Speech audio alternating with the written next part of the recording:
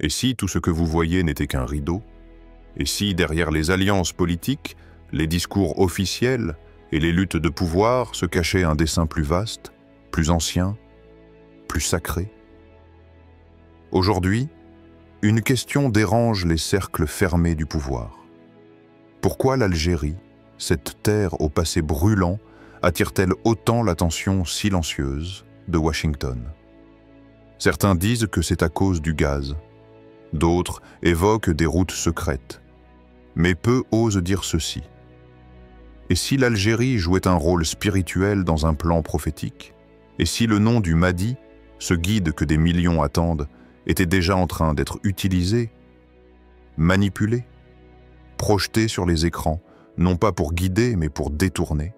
Frères et sœurs, ce que vous allez entendre ne vous laissera pas indifférent, car la vérité ne frappe pas la porte. Elle s'impose dans le silence du cœur. Un contexte historique, un géopolitique.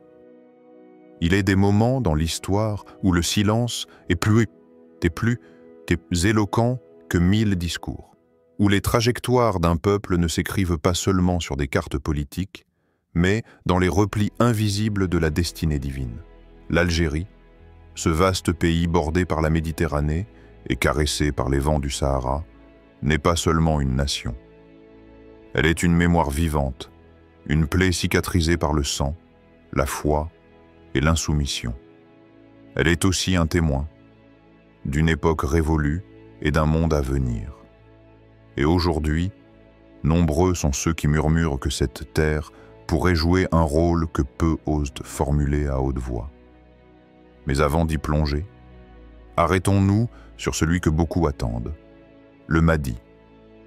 Dans la tradition islamique, le Mahdi est l'homme de la fin des temps, celui qui viendra rétablir la justice dans un monde submergé par l'injustice, celui qui guidera l'humanité vers la vérité dans un moment où les repères auront disparu et où la lumière semblera s'être éteinte dans les cœurs.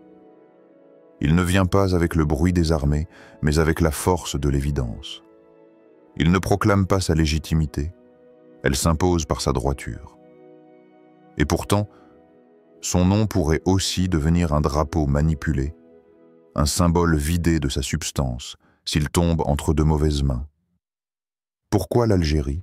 Pourquoi cette terre, précisément, suscite-t-elle l'attention de certains stratèges à Washington, à Paris ou ailleurs?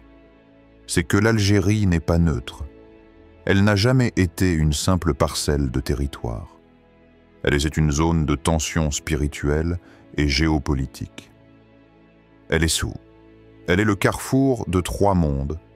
Le monde arabe, qu'elle défend sans être toujours comprise, le monde africain, qu'elle incarne par sa profondeur et sa sagesse orale, et le monde méditerranéen, qu'elle domine du haut de son histoire. Mais l'Algérie, c'est surtout le souvenir douloureux d'une résistance absolue. Une guerre contre l'injustice coloniale, un refus de se soumettre, une mémoire collective bâtie sur l'humiliation et la fierté mêlée. Cette mémoire, elle se transmet de père en fils, de mère en fille, parfois sans un mot. Et aujourd'hui encore, elle résiste silencieusement aux tentations de dilution culturelle, à l'absorption idéologique, à l'amnésie programmée. Alors imaginez un homme, pas un chef d'État, pas un militaire, mais un sage, ou du moins un mentor charismatique qui commence à parler à la jeunesse. Il parle de réforme, de retour à la foi, de purification intérieure, de rejet des systèmes de domination. Il dénonce le chaos du monde, annonce un espoir à venir, cite des prophéties. Il prononce même parfois le nom du Mahdi. Les foules l'écoutent, les regards se tournent vers lui. Les médias en parlent, les jeunes se mobilisent. Mais ce que les foules ignorent, c'est que le halo lumineux autour de cet homme peut être l'ombre d'un autre plan, ourdi ailleurs. Peut-être à l'anglais, peut-être dans une salle fermée de conseillers spéciaux, observant l'Algérie comme une pièce maîtresse d'un échiquier plus vaste. Et là, la question se pose, glaçante et juste. Un homme si influent peut-il être un instrument d'un dessein qui ne le sert pas? Les récits prophétiques nous ont mis en garde. Le Dajjal apparaîtra avec des choses extraordinaires. Il séduira même ceux qui pensent voir clair. Il parlera le langage de la paix, du salut, de la justice. Mais son cœur sera vide. Alors, pourquoi pas un homme présenté comme un précurseur du Mahdi? Ou pire, le Mahdi lui-même, promu subtilement par des relais invisibles? La manipulation ultime n'est pas de faire taire la vérité, mais de se l'approprier pour mieux en dénaturer le sens. Regardons l'histoire. Au Moyen-Orient, certaines forces ont soutenu des figures religieuses pour créer des divisions internes. En Afrique, des mouvements mystiques ont été infiltrés pour orienter des révoltes selon les intérêts coloniaux. En Asie, des messies autoproclamés ont été montés en puissance pour démanteler les traditions authentiques. Alors, pourquoi l'Algérie serait-elle à l'abri de ce schéma? Pourquoi ce peuple, au sang noble, mais encore marqué par la fracture post-coloniale, ne serait-il pas ciblé, non plus par la force, mais par le charme? Ce qui rend l'Algérie vulnérable, ce n'est pas sa faiblesse, mais sa puissance spirituelle encore dormante. Un peuple prêt à suivre un homme de Dieu pourrait aussi suivre un homme présenté comme tel. Un peuple assoiffé de justice pourrait se précipiter vers une fausse lumière. Et cela, les stratèges le savent. Car dans le monde spirituel comme dans le monde géopolitique, le danger ne vient pas toujours des bombes. Il vient souvent des mots justes dans une bouche impure, des symboles sacrés dans des mains corrompues et des rêves prophétiques dans des discours calculés. 2. Les ambitions de Washington. Ce monde ne se dirige pas au hasard. Les cartes géopolitiques que tu vois à la télévision, les grandes alliances, les conflits, les sommets diplomatiques, tout cela cache une réalité plus profonde, l'ordre des priorités invisibles. Et parmi ces priorités, une région attire aujourd'hui les regards silencieux mais déterminés de Washington, la Méditerranée Sud. L'Algérie y occupe une place centrale, non seulement par sa géographie, mais aussi par sa densité historique et symbolique. Pourquoi cette obsession? La réponse tient en 3 mots: énergie, peuple, influence. Énergie. L'Algérie est assise sur l'un des plus grands gisements de gaz naturel au monde. Dans un monde post-Ukraine, où l'Europe cherche désespérément à se libérer du gaz russe, l'Algérie devient un réservoir stratégique. Celui qui contrôle l'Algérie, ou du moins qui l'influence, tient une clef de l'autonomie énergétique européenne. Peuple. Le sud de la Méditerranée, c'est aussi la porte de l'Afrique. Les routes migratoires qui partent du Sahel vers l'Europe passaient par l'Algérie. Contrôler les flux migratoires, c'est contrôler les équilibres démographiques, sociaux, voire électoraux de l'Europe. Influence. Mais ce qui attire le plus Washington, ce n'est ni le gaz, ni les routes. C'est l'âme du peuple. L'Algérie est encore marquée par une foi populaire résistante, un islam profond, enraciné dans la tradition, le dhikr, la pudeur, la transmission familiale. Cette force invisible inquiète, car elle échappe au modèle standardisé. Dans les bureaux climatisés de certains think tanks américains, on ne parle pas de religion comme d'une question de foi. On en parle comme d'un levier d'influence. Et l'histoire est pleine d'exemples. Exemples historiques de soft power religieux. Aux 4 coins du monde, les États-Unis ont investi dans des fondations culturelles, des ONG, des programmes éducatifs, des bourses, parfois sous des noms très respectables, toujours empreints de bonne volonté. Mais derrière la façade du dialogue interreligieux et de la coopération académique, il y avait un logiciel idéologique invisible dont le but était simple: créer une version modérée de l'islam déconnectée de sa puissance spirituelle. Un islam silencieux, un islam vidé de sa profondeur, un islam qui ne dérange pas. Dans certains pays arabes, des figures religieuses locales ont été propulsées grâce à des financements extérieurs. Des instituts d'études islamiques ont été fondés, où l'on enseigne l'islam, mais version politique ou édulcorée. Des chaînes YouTube, des podcasts, des influenceurs religieux ont été mis en avant, subtilement, pour orienter le récit. Le résultat, un peuple religieux, mais désarmé. Un peuple croyant, mais dirigé dans sa croyance. Et maintenant, l'Algérie. L'Algérie, pour l'instant, résiste encore à cette vague. Mais elle attire. Elle attire car elle a en elle un Mahdi potentiel. Pas une personne, mais une énergie collective, un peuple spirituellement affamé, avec une mémoire blessée et une jeunesse en quête de sens. C'est là que le danger surgit. Et si Washington ne cherchait pas à écraser l'Algérie, mais à l'utiliser, le piège du Mahdi utilisé comme stratégie. Imaginons, on identifie une figure algérienne, spirituelle, influente, sincère peut-être. On la soutient indirectement. On l'encourage à parler du Mahdi. On propage subtilement ses discours à l'international. Et peu à peu, cette figure devient le visage d'un espoir planétaire, d'un renouveau islamique, mais sans qu'elle sache qu'elle avance sur un échiquier qu'elle ne contrôle pas. Car dans ce jeu, le Mahdi n'est pas un guide. Il devient un outil de narration. Et derrière le rideau, les stratèges avancent leurs pions. Redessiner l'image de l'islam dans les médias, contrôler les mouvements religieux émergents, et surtout, neutraliser toute forme d'insoumission réelle. Et pourtant, Allah nous a prévenus. Dans la sourate Al-Imran 3:26, il dit « Ô Allah, maître du pouvoir, tu donnes le pouvoir à qui tu veux et tu l'en retires à qui tu veux. Tu élèves qui tu veux et tu abaisses qui tu veux. Le bien est en ta main.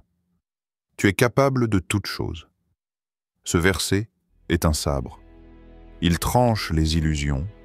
Il rappelle que le pouvoir apparent n'est rien si Allah ne l'a pas autorisé. Et que toute stratégie humaine, aussi intelligente soit-elle, n'est qu'un souffle devant le décret divin. Mais attention, ce verset ne nous appelle pas à l'inaction. Il nous appelle à la vigilance intérieure, à ne pas croire à la toute-puissance des États-Unis, mais à comprendre leur méthode pour ne pas tomber dans leur piège. Un élan ne vient que d'Allah. Un renouveau spirituel ne peut être déclenché par des think tanks. Et le Mahdi, celui que l'on attend, ne se laissera jamais manipuler. Mais sommes-nous prêts à reconnaître les faux avant le vrai? Sommes-nous capables de distinguer l'influence divine des constructions humaines? Car dans un monde de confusion, même la lumière peut être imitée. Mais le cœur qui veille saura reconnaître ce qui est d'Allah et ce qui ne l'est pas. 4. Décryptage en mise en garde. Il est temps de retirer les masques, non pas ceux des autres, mais les nôtres. Car aujourd'hui, la plus grande confusion ne vient pas de ceux qui mentent, mais de ceux qui disent des vérités avec des intentions corrompues. Nous vivons une époque de surinformation, où les discours religieux se multiplient, où la parole sacrée est citée, analysée, disséquée, mais la foi n'est pas une science de surface. C'est une lumière intérieure. Et cette lumière, elle ne se trouve ni dans les studios de tournage, ni dans les slogans, ni même dans les titres impressionnants. Elle se trouve dans la cohérence invisible entre les actes et les intentions. Mais alors, comment distinguer ce qui vient de la lumière, de ce qui est travesti par l'ombre? Voici quelques repères que le cœur sincère peut ressentir, si Allah le guide. 1. Congruence entre les paroles et les actes. Un vrai guide, un vrai mouvement spirituel n'a pas besoin d'en faire trop. Ses paroles sont sobres. Son comportement est constant. Il ne change pas de visage selon les caméras. Il ne prêche pas l'humilité tout en cherchant la reconnaissance. il vit ce qu'il enseigne. Et quand il échoue, il le reconnaît. Le Mahdi, que nous attendons, ne sera pas parfait aux yeux du monde, mais il sera parfaitement aligné avec ce qu'Allah attend de lui. 2. L'humilité. L'un des plus grands signes que quelqu'un agit pour Allah, c'est son effacement personnel. Il ne cherche pas à dominer. Il ne veut pas être adoré. Il n'élève pas son image, mais il élève les consciences. Compare cela avec certains visages que l'on voit aujourd'hui. Des hommes qui parlent d'Allah mais dont la voix cache une ambition dévorante. Des visages souriants mais stratégiques, des appels à la foi, mais nourris d'un amour du pouvoir. Et là, une voix intérieure doit naître en toi. Est-ce que cela ressemble à la voix prophétique? 3. Le service désintéressé. Regarde celui qui se met au service de la communauté sans chercher à briller. Regarde celles qui donnent sans publier. Ce sont eux, souvent, les vrais piliers de la Oumma. Un mouvement sincère ne cherche pas à capter l'attention. Il cherche à réparer les cœurs. Et il accepte d'être oublié, du moment qu'Allah est honoré. Mais aujourd'hui, que voyons-nous? Des récits bien orchestrés, des figures soi-disant inspirées, qui semblent surgir au moment parfait pour répondre aux besoins d'une jeunesse perdue. Des discours messianiques subtilement promus sur les plateformes occidentales, sous des formes modernes, spirituelles, mais sans racines profondes. Et toi, spectateur, frère, sœur, sauras-tu reconnaître quand on t'utilise, même à travers des paroles qui semblent pures? Le prophète Mohammed, notre exemple, notre maître, notre repère, n'a jamais cherché à séduire. Il n'a jamais cherché la position. Il ne promettait pas la facilité. Il pleurait la nuit pour sa communauté. Il marchait parmi les pauvres. Il partageait son pain. Et il avait peur de devenir un fardeau, même pour ceux qu'il aimait. Aujourd'hui, combien de ceux qui se présentent comme porteurs de lumière marchent dans ses pas? Question de conscience. Arrêtons-nous là, posons-nous, et écoutons non pas ce que les autres disent, mais ce que notre cœur murmure au plus profond. Nous, musulmans, sommes-nous prêts à exercer ce discernement? Ou cherchons-nous seulement des héros faciles à suivre, pour ne pas porter nous-mêmes la responsabilité du changement? Accepterons-nous de questionner même ce qui semble venu d'une voix sacrée? Ou continuerons-nous à croire qu'une belle citation suffit à justifier une direction erronée? L'un des pièges les plus dangereux de cette époque, c'est de sacraliser une personne parce qu'elle parle bien, ou parce qu'elle dit ce que nous voulons entendre. Mais ce que tu veux entendre n'est pas toujours ce que ton âme a besoin d'entendre. Le Mahdi ne viendra pas satisfaire nos caprices spirituels. Il viendra briser les idoles intérieures, y compris celles de la facilité, du spectaculaire, du sauveur externe. Alors, ne cherche pas le Mahdi d'abord dans les chaînes YouTube. Cherche-le dans la vérité de ta propre foi, dans la rigueur de ton discernement, dans le refus de te laisser endormir par l'apparence. Alors, maintenant que tu sais, que feras-tu? Fermeras-tu les yeux, comme ceux qui cherchent des héros à l'extérieur parce qu'ils ont oublié la lumière à l'intérieur? Ou décideras-tu aujourd'hui de te reconnecter à cette voix pure et discrète que rien ni personne ne peut manipuler? Souviens-toi, le Mahdi que tu attends ne descendra pas dans un éclair de caméra. Il émergera dans un peuple prêt à porter la vérité coûte que coûte. Ô Allah, ne fais pas de nous ceux qui suivent l'image, mais fais de nous ceux qui suivent la lumière. Ne nous perds pas dans les récits des hommes, mais attache-nous à ton récit éternel. À toi, qui as écouté jusqu'ici, ce n'est peut-être pas une vidéo, c'est peut-être un signe. Que la paix soit sur ceux qui veillent, que la lumière soit sur ceux qui cherchent, et que le mardi vienne quand nos cœurs seront prêts, pas quand les puissances l'auront décidé.